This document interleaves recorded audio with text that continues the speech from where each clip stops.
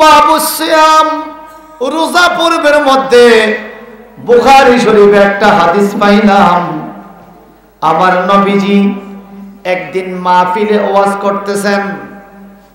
আমার নবী বলতেছেন, যারা দান করবে তারা দানকারীর দরজা দিয়ে জান্নাতে যাবে, যারা হজ করবে তারা হাজিদের আলাদা দরজা থাকবে, যাকাত দাতাদের আলাদা দরজা থাকবে, রোজাদারদের আলাদা রায়্যান নামক দরজা থাকবে, আবার রোজাদারদের স্পেশাল পাওয়ার সমস্ত দরজা খোলা থাকবে।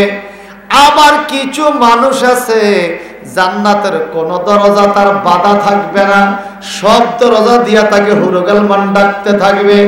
নবী যখন এই বয়ানটা দিলেন নবীজির মাহফিলে, সুবহানাল্লাহ খান, নবীজির মাহফিলে সাইয়েদেনা হযরত আবু বকর সিদ্দিক রাদিয়াল্লাহু তাআলা আনহু দাঁড়িয়ে গেলেন।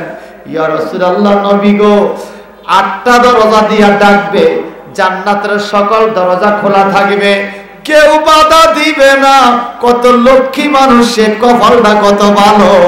নবী গো, ওই এরকম 2-1 মানুষ আজকে আপনার মাহফিলে আছে কিনা যদি একটু বলতেন। আমার নবী কে আছে? আরো জোরে কেন সুবহানাল্লাহ। দেখো সাহাবীদের বিশ্বাস কি ছিল বলেন? সাহাবীদের ঈমান ছিল কে জান্নাতি কে জাহান্নামী আমার নবী জানে। একজনও সুবহানাল্লাহ কেন? কে জান্নাতি কে জাহান্নামী নবী জানেনি? তাহলে এই কথা কেন জিজ্ঞাসা, হুজুর আপনি কইয়া দেন কে জান্নাতি? সুবহানাল্লাহ। আল্লাহ কোরআনে বলে, আমিনু কামা আমানান নাস, মানুষগণ যেভাবে ঈমান আনছে তোমরা সেভাবে ঈমান আনো। কোন মানুষ? আয় আমানা আবু বকর ওয়া ওমর ওয়া উসমান ওয়া আলী, সুবহানাল্লাহ কোন। তাফসীর রুহুল বয়ান আছে আবু বকর সিদ্দিক, ওমর ইবনুল খাত্তাব, ওসমান জিনুরাইন, আলী ইবনে আবু তালিব রাদিয়াল্লাহু তাআলা আনহুম, ওনারা যেভাবে ঈমান আনছে তোমরা সেভাবে ঈমান আনো, সুবহানাল্লাহ কোন। এখন আবু বকর সিদ্দিক বলে, হুজুর আজকের মাহফিলে কে এরকম ভাগ্যবান মানুষ কারে আল্লাহ পাক 8টা জান্নাতের দরজাগুলা খুলে দিবে? আছে কি এই লোকটা? আমার নবী কেউ আছে? সুবহানাল্লাহ।